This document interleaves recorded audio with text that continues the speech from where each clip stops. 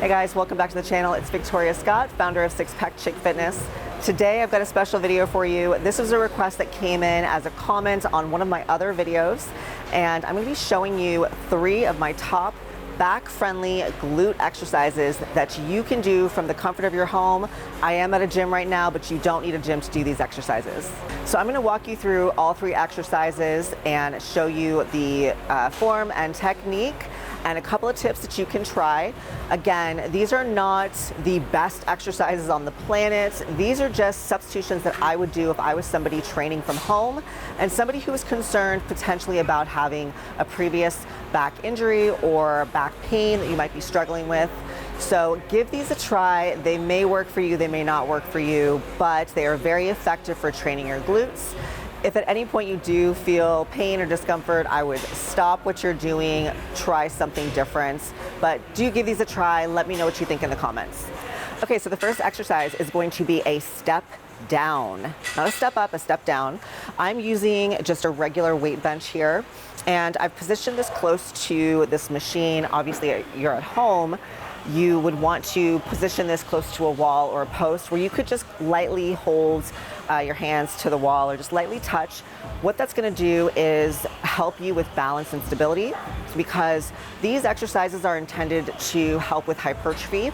And when we're focusing on hypertrophy, otherwise known as muscle growth, muscle size, we want to eliminate some stability factors. So we're going to get this close to something that you can lightly tap and use for a little bit of stability.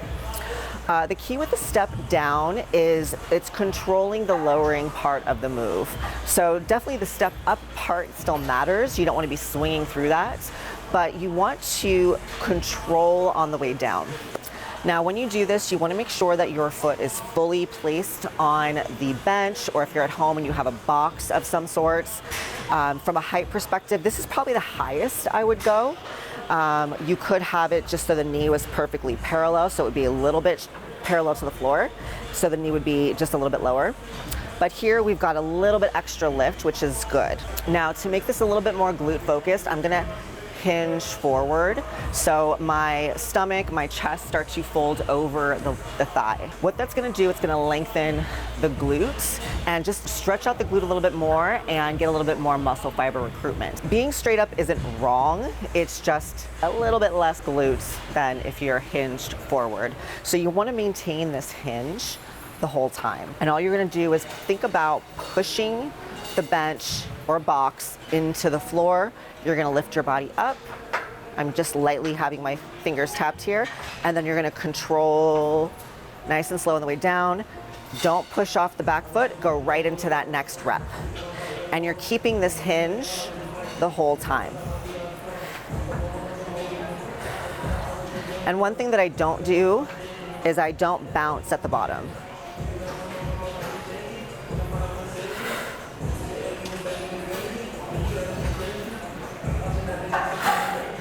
Another thing that you want to look out for is that, and I'll come over to this angle for you, you want to make sure that the knee isn't folding inward. You want to keep the knee more open, so you're not letting it bow inward. I even adduct a little bit. I kind of bow open my leg a little bit more so that I hit a little bit more glute and just keep it really active the whole time. So you're just going to push the floor away and lower down in a nice controlled way, staying hinged over. I do keep my foot close to the bench. Another key thing here, you'll see some people on social media, they'll step really far back. That doesn't make it more glute. I think the reason why some people instruct that way is because it forces the person to stay hinged. If you're able to stay hinged the whole time and keep the foot close, you're fine. The placement of this back foot does not matter. It is the opposite side of your body. It's doing nothing. So hinged here. If you want to step really far, you can, because that will force you to be in this position, but it's not necessary.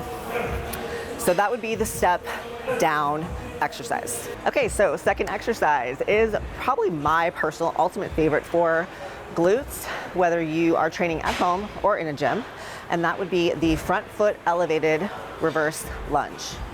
Now, if you're training from home, which is what this video is about, I'm using plates to create that front foot elevation. You might be somebody that has plates as part of your home gym, or if you don't, I would get a step that's maybe 4 to 6 inches off the floor to get some elevation. Now the key is the elevation is intended for you to get more depth in that lowering portion, and I'll show what that looks like. If you're not able to get the depth, there's no purpose of elevating the front foot. So if you are a very beginner, you might not even need to do the elevation part. You could just do a reverse lunge. So I'm gonna use 2 plates here to create the elevation. I'll start on this side. So I have this nice elevation, and the principles from the step down apply here as well.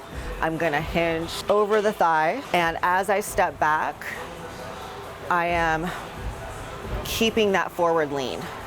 And then I'm gonna push the floor away and keep that lean. And you can see how much length I get in the glutes from this position, and this back knee is hovering. You could even touch the floor if you want to. I'll show you from this side. If I step down, staying hinged, the knee pretty much touches the floor. I like to touch the floor, it's personal preference. What's really key here is you're not gonna push off this back leg. You're gonna think about pushing this plate into the floor and elevating your body up. Now again, if you are a beginner, you might not even need the elevation. You might not need to get that extra stretch. You can still do the hinge part. Be sure to keep the core braced. Think about pulling your body up from this front foot rather than pushing off the back foot. I think that's a key thing that a lot of people make a mistake off of, and they sort of rush through it. So when you step back, I try to wait as long as I can to finally place that foot down. Now, again, if you want to get close to a wall where you can have that little bit of stability, you're not pulling yourself, you're just gonna use it for a little bit of stability. Step back as far as you can, get that knee close to the floor, push the plates into the floor, and then from this top position, you can see you got shortening of the glute, a nice squeeze here, keeping the contraction. I don't lock my knee out either. When you lock the knee out, you basically take tension off the leg. So I keep a little soft bend here and go right into that next rep and come right back up. Now, if you got this down, you can also add weight, and I'll give you another little tip, something that I find to be really effective and just a way to just give that little extra challenge is I will use a dumbbell, or we're training from home, so we gotta improv, right? Imagine you've got something that's 10 pounds, 20 pounds, whatever. You can step back, and I like to step and bring the plate towards my toe. So I don't hold it like this.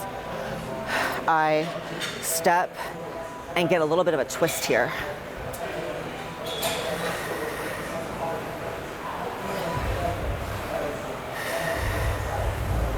And you're gonna get so much glutes if you do these correctly.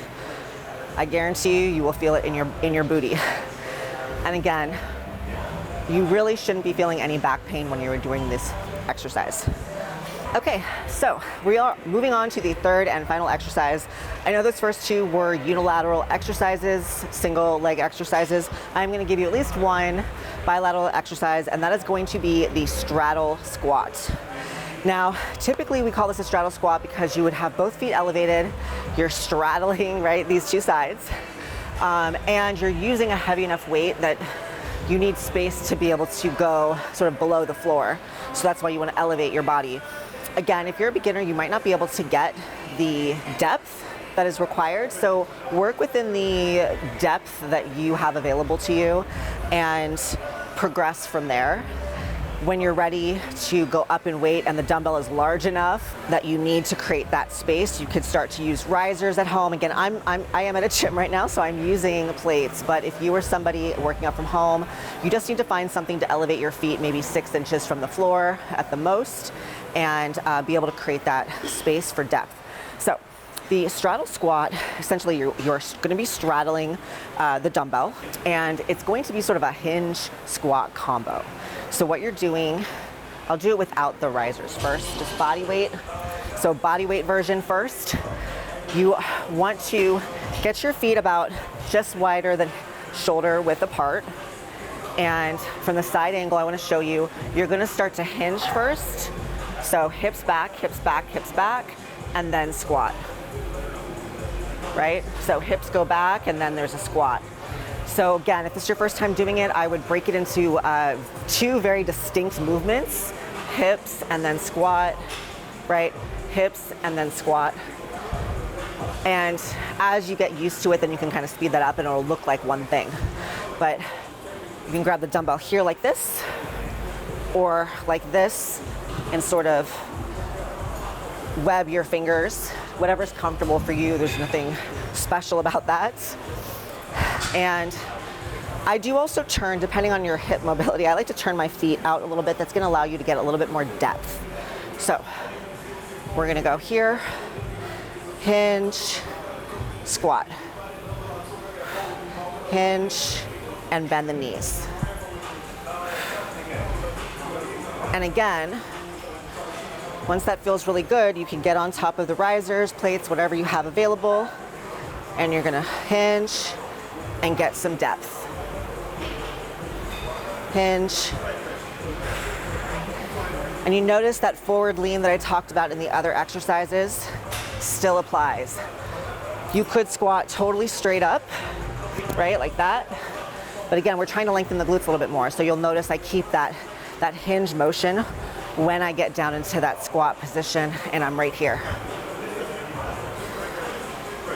Really important. Try to avoid letting the knees bow inward. Keep them open. Create tension in the glutes, tension in the quads, stay hinged, and then reverse out of it. And you will feel this whole area light up. Again, these are great exercises to avoid any back discomfort. You don't have to put anything on your shoulders to have any sort of compression, and you can progress to what feels safe and comfortable for you. Try these out. You don't need to do all 3 in one workouts. You might pick 1 or 2 and then blend that in with some other exercises to target other parts of the body. But these are very safe, very effective, and should help you in your training going forward. So let me know in the comments. Comment below, have you tried these? Did you try them? Let me know what you think. And if you guys have any questions on exercises for home or gym in the future, please let me know, and I'll see you guys next time.